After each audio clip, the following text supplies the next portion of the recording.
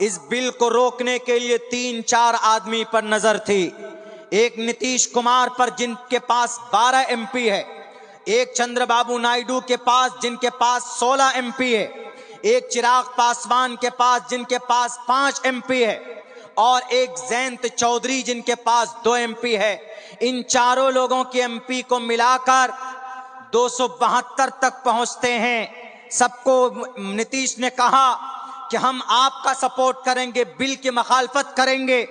चंद्रबाबू नायडू ने भी कहा और चिराग पासवान ने भी कहा कि ठीक, आप बेफिक्र रहिए, हम लोकसभा में बिल को पास नहीं होने देंगे क्योंकि हमारे पास इतने एमपी हैं। अगर हम वहां पर अमित शाह के सामने कहें कि हम इस बिल की मुखालफत करते हैं, 272 वोट मिलता तो ये बिल रुक सकता था।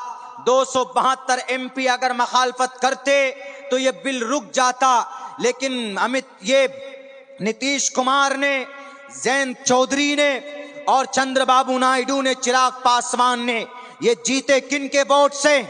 मुसलमानों के वोट से जीते। चंद्रबाबू नायडू तो जनाब आंध्र प्रदेश के अंदर वो टोपी और दाढ़ी लगाकर नमाज, तरावी की नमाज में जाता, अफ्तारी में अफ्तारी करता, मगरिब की नमाज भी पढ़ता।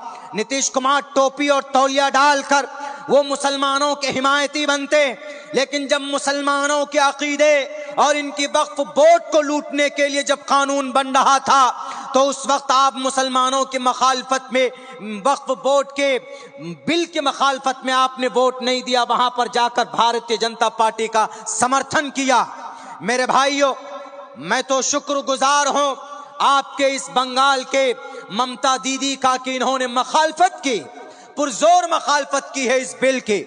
लेकिन अफसोस इस बात पर भी कि राहुल गांधी एक लफ्ज नहीं बोला कि यह बिल पास नहीं होना चाहिए। प्रियंका गांधी भी नहीं बोली, बोलना चाहिए था। 33 एमपी होते मुसलमानों के तो यह बिल रुक सकता था।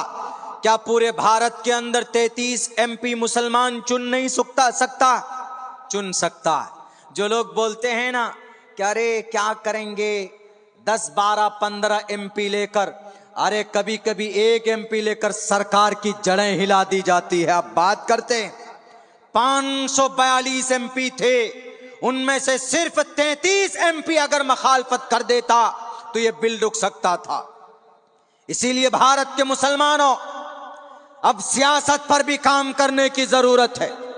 जमीयत उलमाए हिंद, मुस्लिम पर्सनल लॉ बोर्ड, अमारत शरिया, जमात इस्लामी, शिया वक्फ बोर्ड, सुन्नी वक्फ बोर्ड, अब आपको जितनी धार्मिक कामों पर आप मेहनत करते हैं, अब आप हर इलाके में, हर लोकसभा क्षेत्र में अपने अपने कैंडिडेट खड़े कीजिए। 90 सीट जीती जा सकती है एमपी की मुसलमानों के वोट से।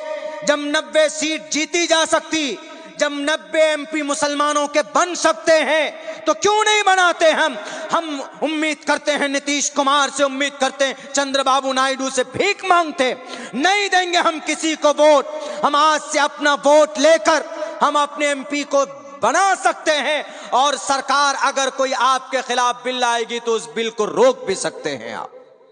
लेकिन आज तक हमने मेहनत नहीं की, आज तक हमने इस पर कोई सोचा नहीं, तो लीजिए बिल बन गया। अब इस बिल के खिलाफ लोग बोल रहे हैं कि जनाब सुप्रीम कोर्ट में जाएंगे। सुप्रीम कोर्ट में जाएंगे तो सही, लेकिन बड़े बड़े लोगों का यह कहना है कि सुप्रीम कोर्ट में जाकर इस बिल को रिजेक्ट नहीं किया जा सकता, पॉसिबल नहीं है, क्योंकि आज तक जितने भी बिल बने हैं, कानून बने हैं, सुप्रीम कोर्ट में जाकर थोड़ी सी तरमीम हुई है, चेंज नहीं, बदला नहीं गया, रोक नहीं लगा।